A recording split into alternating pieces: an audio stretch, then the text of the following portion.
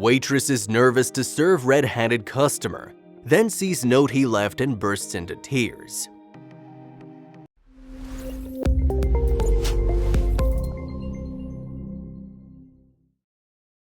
But before we start, please take a moment to give this video a like, subscribe to HappyWorld, and hit the bell so you'll never miss these great stories. On a January weekend in 2017, Rosalynd Harris was working her shift at a restaurant when a group of men in bright red hats walked in. These men, who exuded a very relaxed, artistic atmosphere typical of civil rights meetings, stuck out like sore thumbs at the restaurant. The young waitress was instinctively nervous and afraid they might be looking for trouble. The reason Harris's first thought was that these men could be trouble was not only that their appearance was very irreplaceable, but that it was an emotionally charged weekend for all of Washington. Two important marches, the presidential inauguration and the Women's March, coincided that weekend. The men in red hats were obviously at the inauguration march.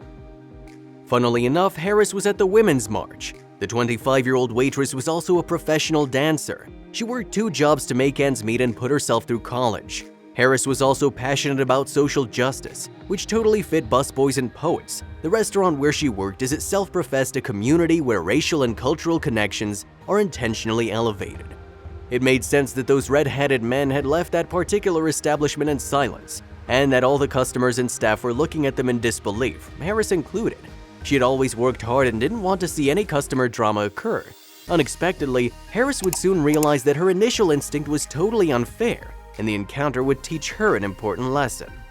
When those distinctive men were seated, Harris made 2 quick assumptions: that they were visitors from out of the capital city and that they were here to celebrate the president's inauguration. Harris was of course right on both accounts, but she would soon take a lesson to never judge a book by its cover. The group of men had come all the way from Texas to celebrate the election results. They were thrilled and not ashamed of their proud patriotism, so it was not surprising that they were casually walking around in their Make America Great Again caps. One of the men was named Jason White, and the 37-year-old had much more on than just a red cap. Jason and his friends had visited a number of sites, including the Arlington Cemetery and the Tomb of the Unknown Soldier, with their red caps on display throughout. So when they caught everyone's eyes in such an establishment, Jason suddenly realized that they were wearing the red caps in the wrong place at the wrong time. Jason then quietly suggested to his friends that they take their hats off while having lunch in the restaurant. "I don't want people to think we're coming in here to flaunt, we're just coming here to have lunch." Harris said nothing about their caps as she was still buzzing from sticking up for her beliefs in the powerful Women's March. She just cheerfully walked over to them. Harris handed Jason and his pals the menus with a broad smile, which they reciprocated warmly. It didn't take long before they started making jokes together. When Jason told her half-jokingly that they were from West Texas, she laughed and said she could tell they were from the South. Jason later recalled that it was a relief for both of us to just laugh together.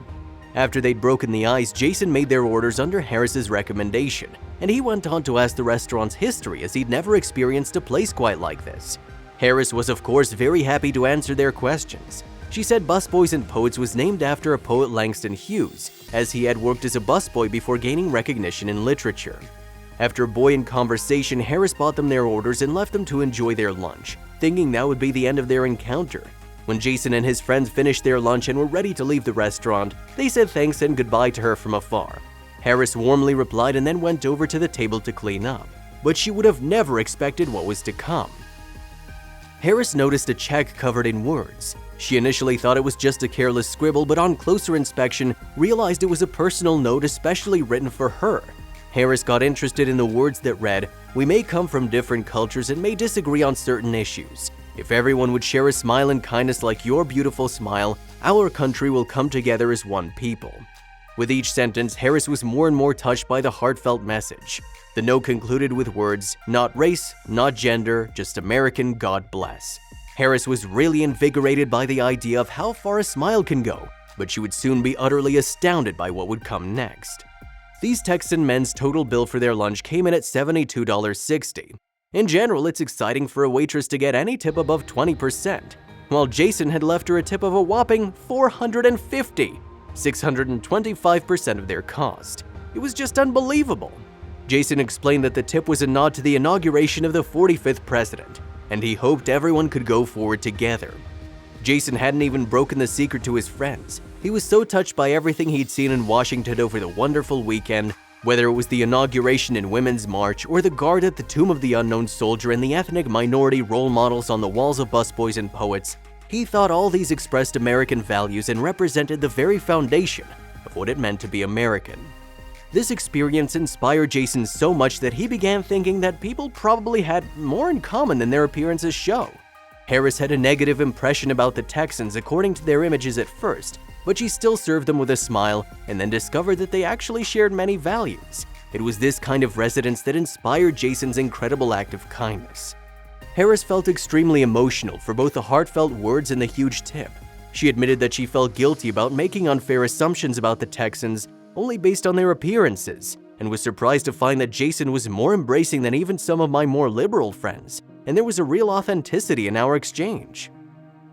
For Harris, the generous tip is a huge weight off my shoulders.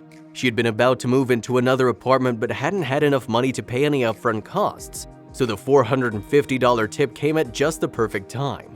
This event definitely reshaped my perspective and reminded her to not be afraid to connect with someone, as many Americans want unity despite their politics.